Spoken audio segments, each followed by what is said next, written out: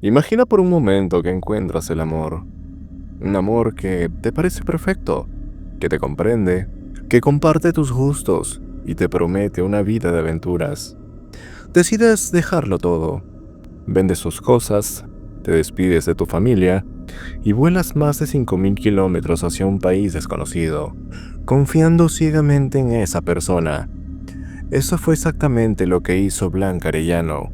Viajó a Perú, buscando un sueño, pero lo que encontró fue una pesadilla diseñada con una precisión quirúrgicamente escalofriante. El 9 de noviembre del 2022, unos pescadores en la playa de Huacho encontraron algo que jamás podrán olvidar. No era simplemente un cuerpo, era un mensaje. Un crimen cometido con tal brutalidad y, paradójicamente, con tal conocimiento anatómico, que la prensa no tardó en bautizar al responsable como el monstruo de Huacho. Blanca Olivia Arellano Gutiérrez tenía 51 años. Era una mujer mexicana, licenciada en turismo, con una vida estable y una familia que la adoraba. Pero, como a muchos de nosotros, la pandemia cambió sus hábitos. El aislamiento la llevó a buscar conexión en el mundo digital, específicamente en comunidades de videojuegos en línea. Fue ahí, entre partidas y chats, donde conoció a Juan Pablo Jesús Villafuerte Pinto, un estudiante de medicina y biología peruano, mucho más joven que ella, de 37 años. Pero Juan Pablo no era un usuario cualquiera.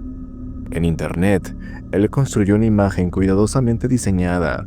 Se presentaba como un influencer, subía videos cantando, dedicaba saludos y proyectaba una imagen de éxito y carisma. Pero había un lado oscuro en su contenido que, en retrospectiva, resulta aterrador. Juan Pablo subía videos a TikTok diseccionando órganos, hablando de anatomía pero de una forma demasiado fría, e incluso disertando sobre la personalidad narcisista y cómo los criminales trabajan a sus víctimas durante años. No eran clases de medicina, eran, quizás, ensayos de lo que estaba por venir. Blanca se convirtió en su seguidora más fiel. Le enviaba regalos digitales, dinero, y pronto, esa admiración se transformó en una relación sentimental a distancia. Le contó a su familia que él era su novio. Él, por su parte, a veces era ambiguo, pero en privado, alimentaba la fantasía del romance. Convencida de que era su momento de ser feliz, Blanca tomó la decisión radical. Vendió sus pertenencias, reunió sus ahorros y el 27 de julio del 2022 aterrizó en el Aeropuerto Internacional Jorge Chávez, en Lima.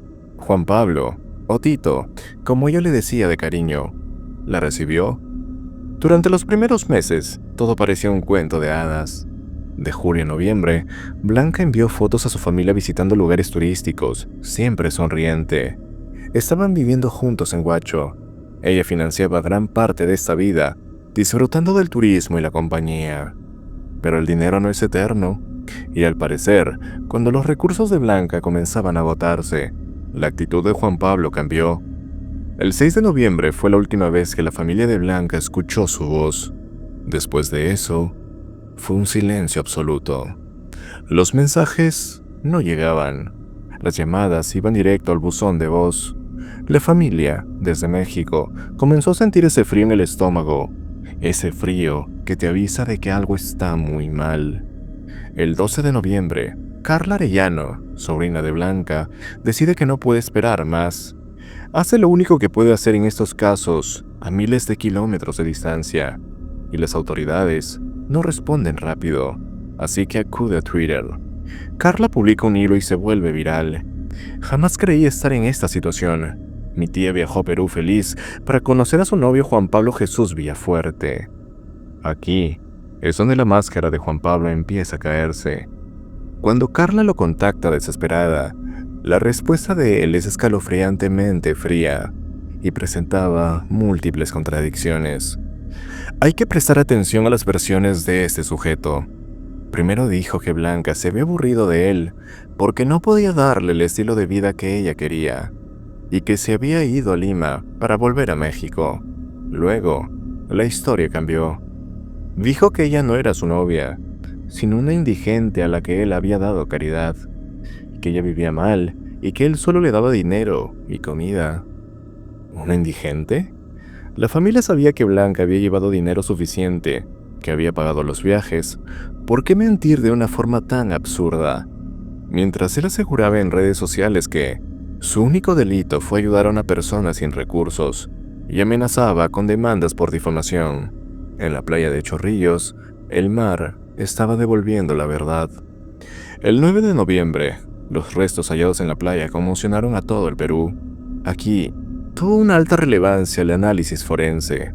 El cuerpo había sido manipulado con conocimientos técnicos. Le habían borrado las huellas dactilares, le habían retirado el rostro de manera quirúrgica para evitar el reconocimiento facial. Quien hizo esto sabía exactamente cómo dificultar la identificación de un cadáver. No fue un acto de furia descontrolada, fue una disección. Pero el asesino cometió un error. Dejó un anillo de plata sencillo que la familia de Blanca reconoció de inmediato en las fotos de las noticias.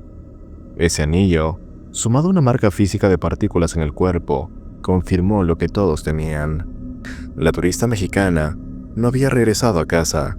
Blanca estaba en la morgue.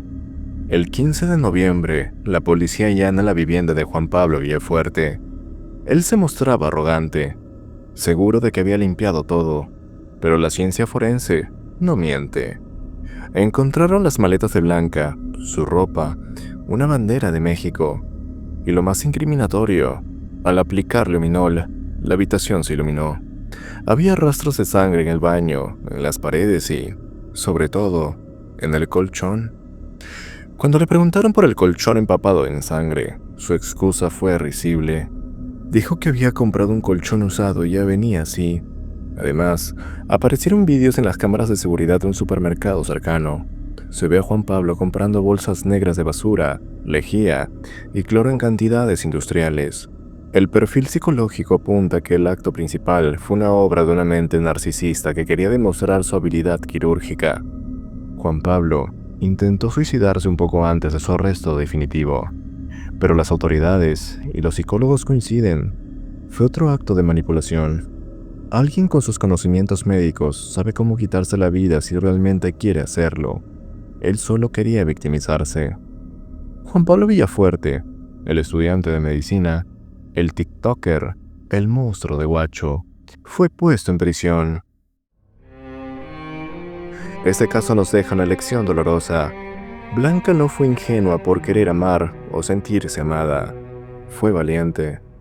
El único culpable aquí es aquel depredador que utilizó esa confianza para cometer esos actos tan inhumanos. La familia de Blanca viajó a Perú buscando las respuestas y se encontró con aquel horror, pero también con la solidaridad de un pueblo. En Huacho, se salió a las calles exigiendo justicia, gritando que la gente de allí no son como este criminal. Este caso es uno muy controversial. Nos habla de los peligros que a veces podemos encontrar en la red.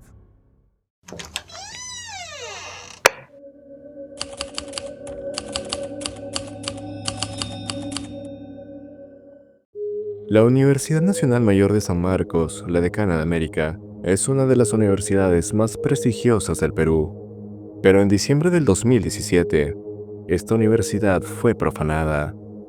Nadie imaginaba que, entre los estudiantes que corrían sus clases y repasaban sus exámenes, caminaba una sombra.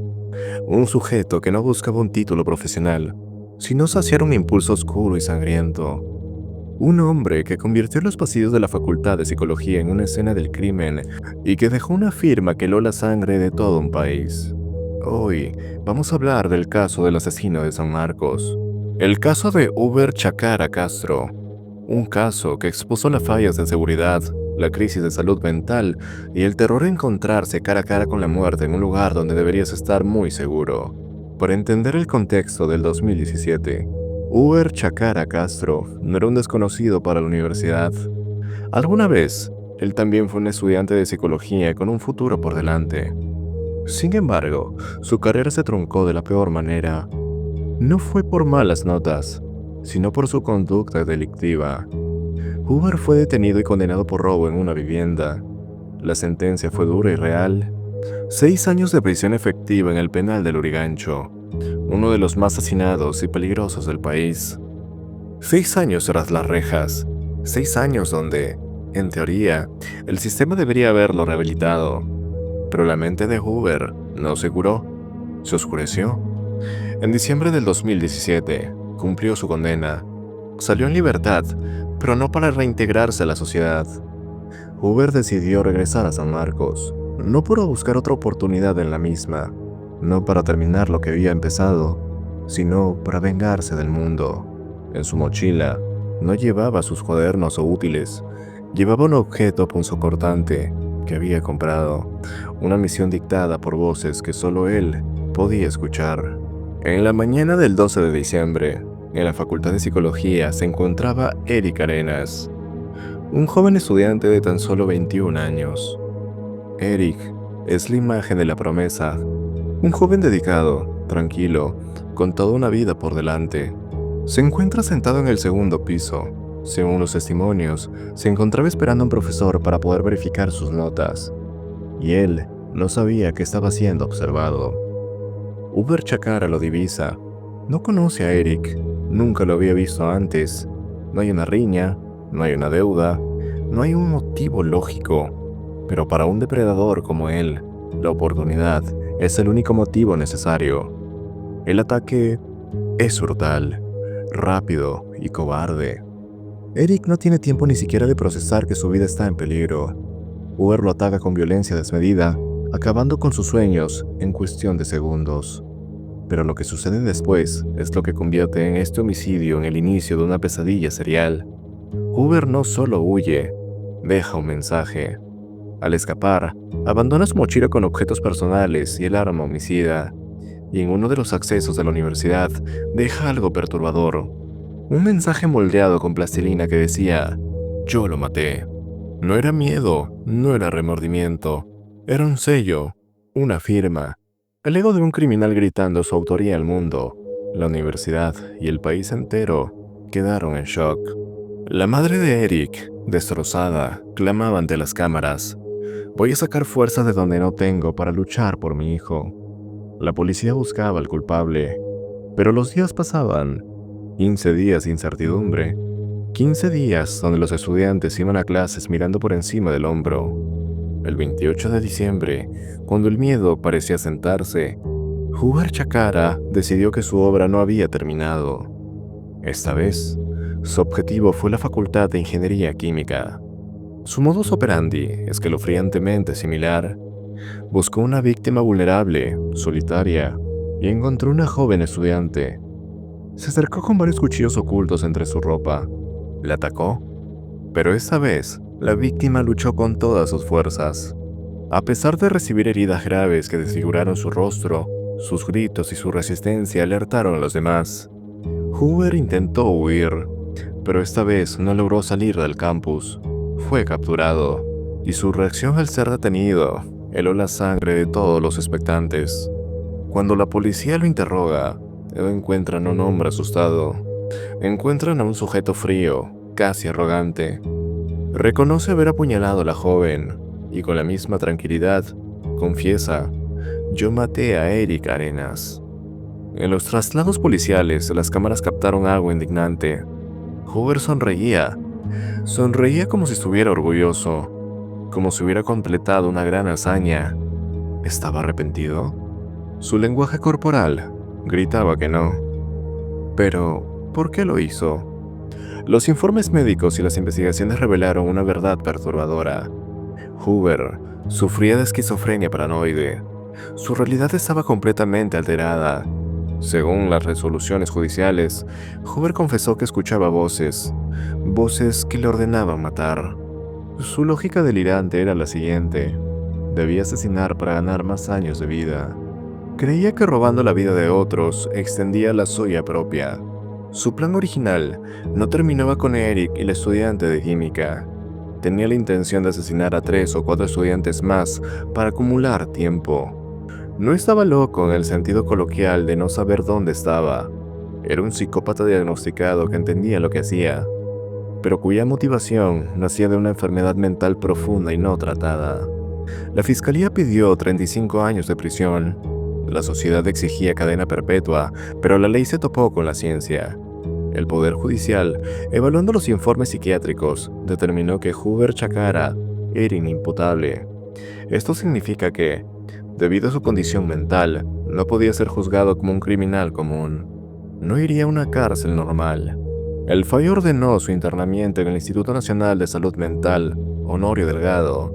Por el homicidio de Eric Arenas, se dictaron 20 años de internamiento con evaluaciones semestrales obligatorias y la medicación permanente. Y aquí es donde llega esta reflexión.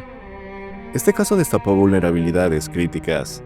Primero, la seguridad en la universidad. ¿Cómo pudo un ex recluso ingresar 2 veces con cuchillos al campus? Y segundo, y quizás la más grave, la salud mental en el Perú. Hoover ya había estado en prisión. Nadie notó su condición en prisión. Si su esquizofrenia hubiera sido tratada antes, Eric Arenas sería un gran psicólogo.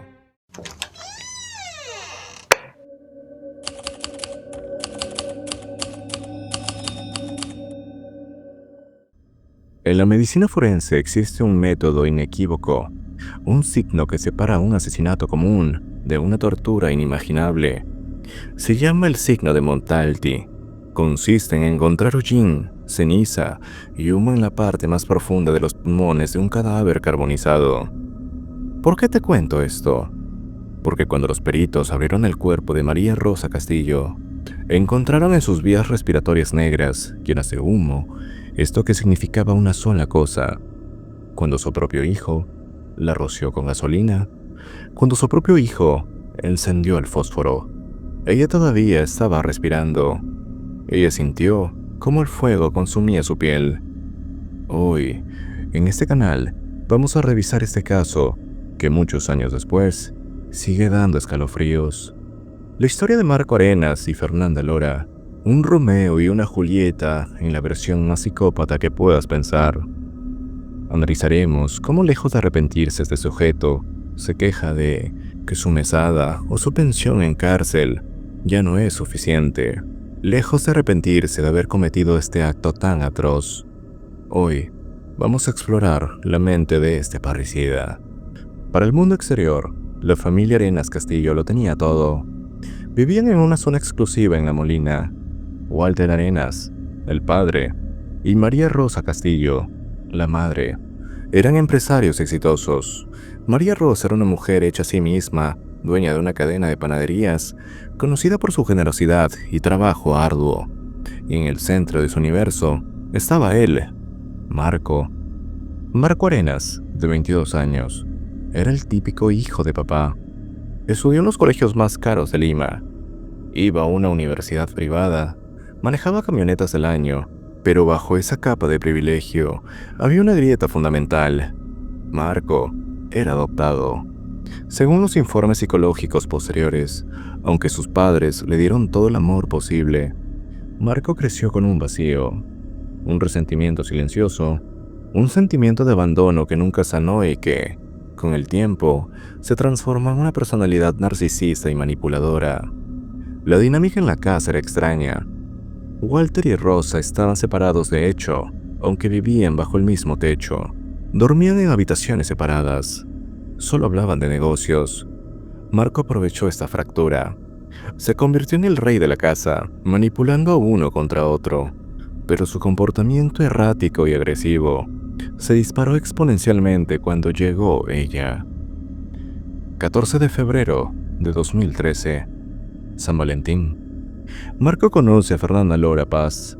Ella tenía apenas 18 años, estudiante, de apariencia dulce, deportista. Pero, según los psiquiatras que los evaluaron después, Fernanda escondía una personalidad antisocial, con una necesidad patológica de control. Se volvieron inseparables, pero no era amor, era una obsesión. Se tatuaron las iniciales del otro, se vestían con la misma ropa, desarrollaron un lenguaje propio, infantil y perturbador. La policía, al recopilar los mensajes de sus teléfonos, la toxicidad era palpable. «Te amo como una mierda», le escribía Marco. «Soy un imbécil, siempre tengo la culpa de todo, no me dejes», suplicaba él cuando peleaban. Era una relación de amo y esclavo. donde los roles cambiaban constantemente. Pero había una señal de alarma, una alarma gigante que nadie vio a tiempo. La triada McDonald, que suele predecir el comportamiento de asesinos e incluye la crueldad animal. Marco y Fernanda practicaban la muerte. Según los testimonios del juicio, la pareja se divertía quemando vivos a gallinazos heridos que encontraban en la calle. Mataban palomas por placer. Estaban desestabilizándose. Estaban probando qué se sentía ver morir a un ser vivo. María Rosa, madre de Marco, se dio cuenta de la oscuridad de Fernanda. Intentó separarlos, y al hacerlo, firmó su sentencia de muerte. La mañana del 5 de noviembre comenzó con gritos. María Rosa descubrió que faltaban joyas valiosas y $4,000 en efectivo en su habitación. Sabía quién había sido. Sabía que Marco robaba para pagarle caprichos y viajes a Fernanda. La discusión fue tan fuerte que quedó registrada en la memoria de los implicados. Marcos, lejos de avergonzarse, atacó a su madre con una agresividad brutal. Le gritaba: «¡Lárgate de mi cuarto! ¿No me entiendes? No me vengas con lloros». Su padre, Walter, intentó intervenir, pero Marco, totalmente fuera de sí, los echaba a ambos. A las 8 de la mañana, Marco sale de casa. ¿Hacia dónde va? A buscar a Fernanda. Desayunan en una sanguchería local. Comen tranquilos. Mientras mastican, deciden que ese día todo va a terminar. A las 9:40 de la mañana, regresan a casa. Fernanda sube a la habitación de Marco. Él va a la habitación de su madre. Es la hora de la ejecución. Marco entra al cuarto. Su madre está sentada al borde de la cama, quizás esperando una disculpa. Pero Marco no lleva palabras. Marco practicaba artes marciales mixtas.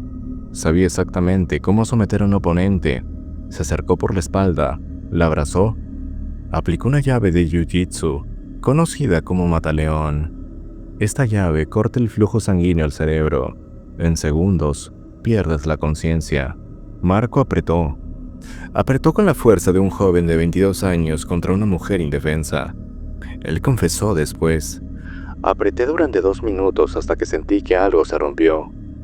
María Rosa cayó al suelo, inerte. Marco pensó que le había roto el cuello. Pensó que estaba muerta. Pero el cuerpo humano es resistente. María Rosa estaba inconsciente, en estado de shock, con las cervicales dañadas, pero viva. Pero aquí entra Fernanda. Lejos de horrorizarse, ayudó. Actuaron como un equipo de logística. Envolvieron el cuerpo en bolsas de plástico, la bajaron por las escaleras, la metieron en la maletera de la camioneta familiar. Condujeron hasta Manchay, una zona desolada en las afueras de Lima. Tiraron el cuerpo entre la basura y el desmonte. Marco roció petróleo mientras Fernanda miraba. El fuego se encendió. Y aquí volvemos al horror del principio. Mientras las llamas crecían, María Rosa, paralizada por la llave de jiu-jitsu, empezó a respirar el humo caliente. Murió de la forma más agónica posible, quemada y asfixiada por su propio hijo. ¿Y qué hicieron después? ¿Huyeron del país? ¿Se escondieron llorando? No. Regresaron a Lima y se fueron a su clase de baile. Esa noche, bailaron ritmos latinos, sonrieron a sus compañeros, cenaron. Simplemente la psicopatía en su estado más puro. La capacidad de desconectar totalmente de la atrocidad que se acababa de cometer. La farsa duró muy poco. Marco denunció la desaparición. Fue a la morgue. Fingió dolor, pero su lenguaje corporal lo delató.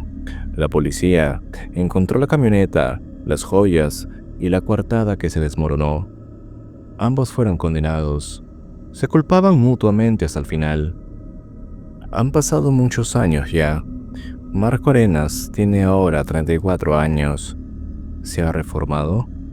Recientemente se han filtrado audios de Marco desde el penal, y lo que se escucha nos hela la sangre. No habla de perdón, no habla de su madre, habla de dinero. Resulta que Marco logró tramitar la sucesión intestada. Legalmente, intentó heredar las propiedades de la mujer que asesinó. Hola Marco, ¿cómo estás? Buenas tardes. Sí, estoy escuchándose. yo quisiera saber un poquito el tema del inicio. ¿Tú llegaste a presentar la sucesión intestada o cómo fue ahí? Sí, hice la sucesión intestada. Hice en Piedras Gordas. Ya, o sea, Hice en 2013, en diciembre. ya, o sea, formalmente tú llegaste en un momento a ser el heredero. Sí. En los audios se le escucha quejarse. Mi papá antes me daba 5.000 soles mensuales. Ahora me manda 600. Ya no me alcanza. Tengo úlceras. La gente me quiere matar aquí. Por ejemplo, ¿cuánto te daba tu papá de mesada y cuánto te da ahora? ¿O ya no te da? Al mes me daba antes como 5.000 soles, un poco más. Ahora me da unos 600 soles, 800 soles. ¿Y eso no te alcanza adentro para tus gastos? Literalmente no tanto, no alcanza. Si ahorita estoy enfermo de las úlceras y no hace caso. El asesino sigue viviendo en una realidad paralela donde él es la víctima, enojado porque le redujeron la mensualidad. Fernanda Lora, por su parte, estudia en prisión y busca reducir su pena por buena conducta. Este caso de Marco Arenas nos enseña que el mal no siempre lo causante es un trauma evidente o la pobreza extrema. Hay veces que el mal crece en la comodidad de una mansión, alimentada simplemente por el mero aburrimiento, la falta de límites y una toxicidad compartida. Marco Arenas usó sus manos para quitar la vida de quien lo cuidó, y hoy usa esas mismas manos para intentar cobrar un cheque.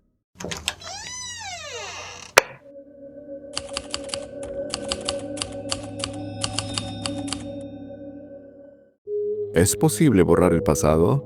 ¿Se puede reiniciar una vida desde cero después de cometer el acto más atroz inimaginable?